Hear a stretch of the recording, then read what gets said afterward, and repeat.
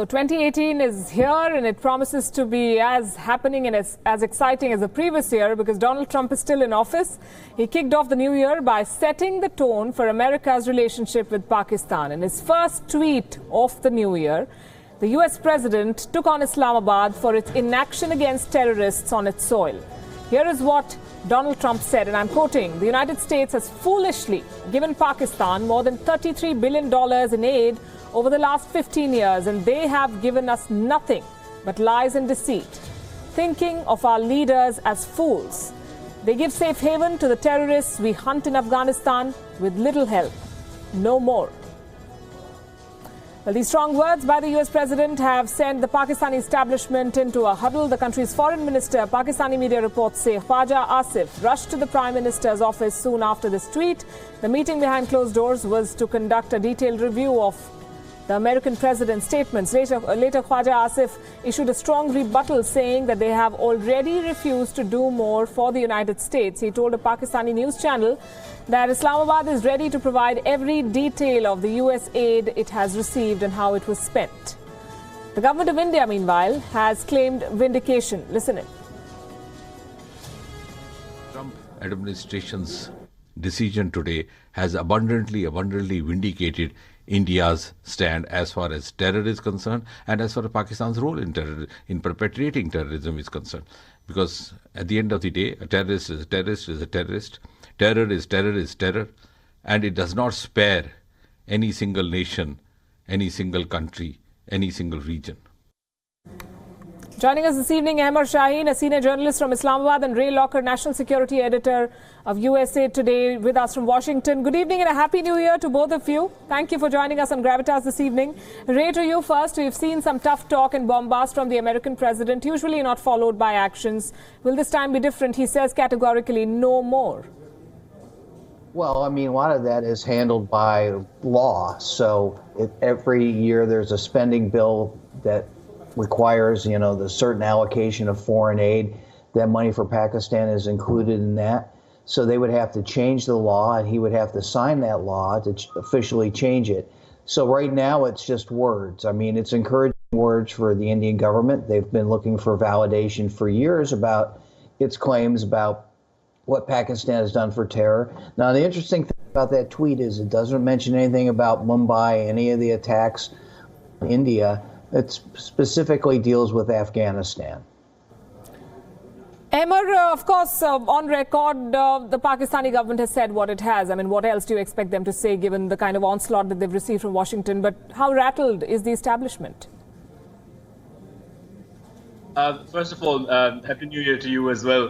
The Pakistani government is yet to respond, but these responses and counter-responses, I see Trump's response as a counter-response to what Pakistan's been saying, we're not going to do anymore.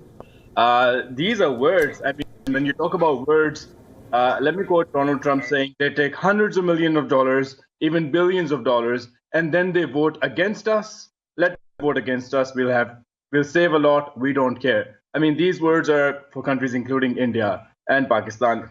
Donald Trump has been saying all these words, but I think all these actions on the words are going to start happening as soon as he builds the wall.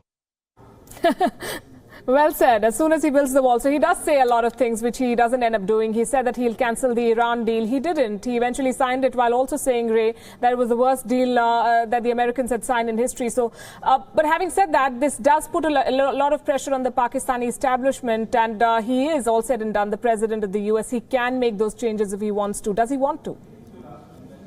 Well, he said he wanted to this morning, but I mean, what we've seen this over and over again. If this was January of last year, maybe we would say, hey, he really means it. But we've had a year of President Trump in office to gauge what he says and how he does things.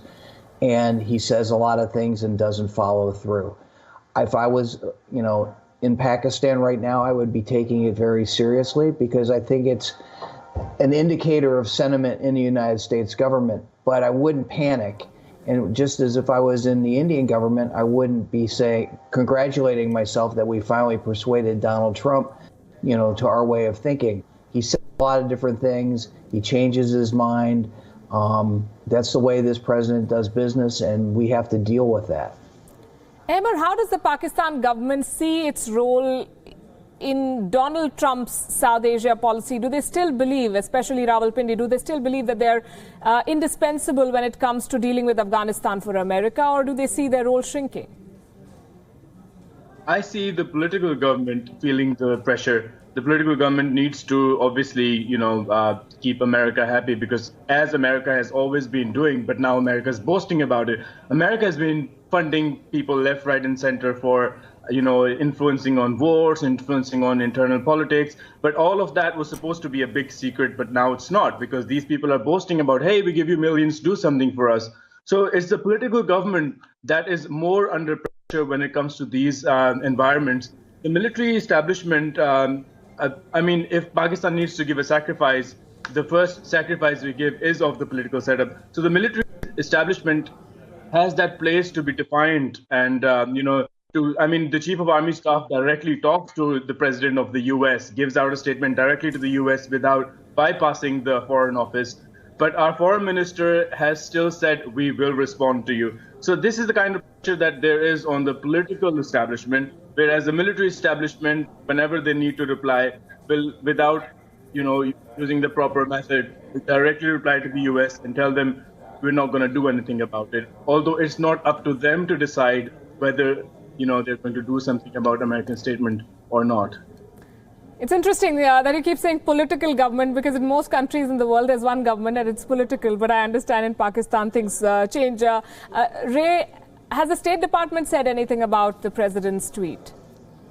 I haven't seen anything yet on this, Palki. I mean, I anticipate something will happen later. Very often, the different arms of the U.S. government listen to what the president tweets about or says, and then they kind of gauge where things are going and react accordingly. They don't want to jump in with both feet because he could change his mind. I mean, remember, not too long ago, he was talking about Pakistan's newfound respect for the United States and the great relationship that he had created with the Pakistani government. And now he's changed his mind. And he could change his mind later today. We don't know. We don't really know what triggered this. He could have seen something on morning TV and sent that tweet out. Obviously, he watches a lot of Fox News. They've been very critical of Pakistan. So it could have been that. One thing to note here, and we've talked about it often, if the United States leaves Pakistan and doesn't give aid there, then who fills the vacuum? Most likely China. And that's probably not in the best interest of the United States or India. So when the United States gives foreign aid money or security assistance money, it's the price of doing business in the world. And we don't give the money and hope or expect that other countries are going to do what the United States wants. It doesn't work that way. And I know the president thinks that and has said that, particularly in relation to the Jerusalem vote at the UN. But that's not the way it works. And if it did work that way, we would have cut ties with India because of the vote on Jerusalem. So the money is, probably going to keep coming. And I think it marginally gives India more leverage with the United States to try to pressure our government to do more with Pakistan to get them to stop terror. But I don't really think of it as a long-term change. Right, and your president is a businessman first, and he doesn't like bad debts, and that's how he sees it. Emmer, the government of Pakistan saying that it can account for every penny that came from America. Can it? $33 billion over 15 years? I highly doubt that. I think we can't even get into the secret funds that are part of our GDP that we've been paying the military establishment for whatever they've been doing. It has been raised many times in the parliament, and we haven't been able to get just the gist of where the money goes and what happens to the money.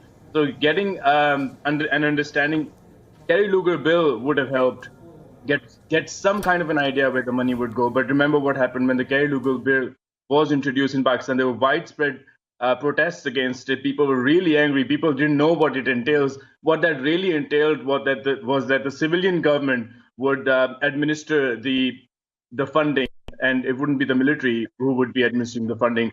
It was not acceptable to the people protesting on the streets, and I highly doubt they knew what that entails. So there is absolutely no way of Pakistan being able to give even an idea of where the money went. And it's $33 billion. No way. All right. On that note, we'll leave it. So well, he might not walk the talk, but he started the year with a bang, let's say. Ray Locker and Emmer Shine, thanks very much for joining us.